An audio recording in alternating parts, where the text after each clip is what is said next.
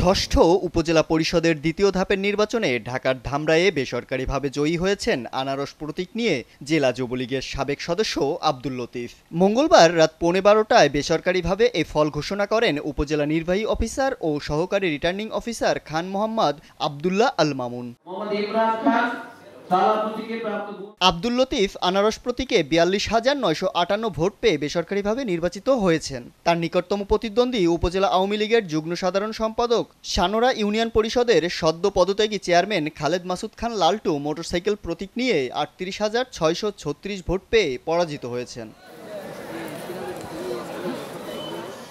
এছাড়া উপজেলা পরিষদের পদত্যাগী সাবেক চেয়ারম্যান ও সদ্য অনুষ্ঠিত জাতীয় সংসদ নির্বাচনের প্রতিদ্বন্দ্বিতা করে হেরে যাওয়া উপজেলা আওয়ামী লীগের সাংগঠনিক সম্পাদক মোহাদ্দেস হোসেন ঘোড়া প্রতীক নিয়ে 35,737 ভোট পান। উপজেলা কৃষক লীগের আহ্বায়ক বালিয়া ইউনিয়ন পরিষদের সাবেক চেয়ারম্যান আহমদ হোসেন কৈমাস প্রতীকে 14,945 ভোট পান। উপজেলা আওয়ামী লীগের সহসভাপতি সুধীর চৌধুরী হেলিকপ্টার প্রতীকে পান 9,896 ভোট ও উপজেলা আওয়ামী লীগের আইন বিষয়ক সম্পাদক ভারপ্রাপ্ত উপজেলা পরিষদের চেয়ারম্যান অ্যাডভোকেট সোহানা জেসমিন মুক্তা দোয়াত কলম প্রতীকে 4,457 ভোট পেয়ে পরাজিত হন।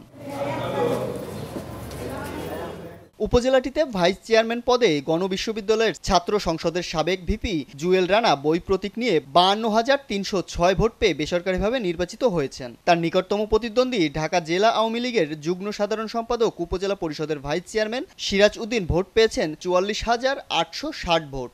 মহিলা ভাইস চেয়ারম্যান আফরোজা আক্তার বৈদ্যুতিক পাখা প্রতীকে 57,584 ভোট পেয়ে বেসরকারিভাবে নির্বাচিত হয়েছেন। তার নিকটতম প্রতিদ্বন্দ্বী প্রজাপতি প্রতীকে আননিসা লাভলি 28,490 ভোট পেয়েছেন।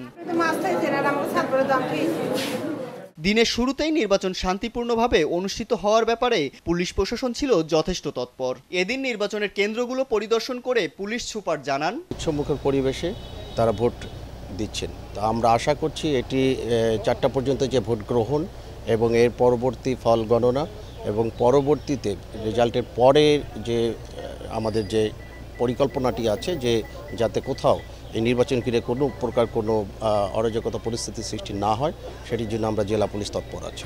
এদিন বেলা 3টায় নিজ নির্বাচনী এলাকায় ভোট প্রদান করেন স্থানীয় সংসদ সদস্য ও ঢাকা জেলা আওয়ামী লীগের সভাপতি বেনজির আহমেদ। এ সময় তিনি নির্বাচনের পরিবেশ নিয়ে সন্তোষ প্রকাশ করেন। ভালো, খুব সুষ্ঠু সুন্দর ভোট হয়েছে। ভোটের পার্সেন্টেজও যা শুনলাম ভালোই আছে এবং ভোটাররা খুব আনন্দের সাথে ভোট দিচ্ছে যার যার পছন্দের প্রার্থীকে। 16টি ইউনিয়ন ও একটি পৌরসভার 3,61,147 ভোটারের উপজেলাটিতে চেয়ারম্যান পদে 6 জন, ভাইস চেয়ারম্যান পদে 6 জন ও মহিলা ভাইস চেয়ারম্যান পদে 5 জন নির্বাচনে প্রতিদ্বন্দ্বিতা করেন। রাজু আহমেদ, চ্যানেল 9।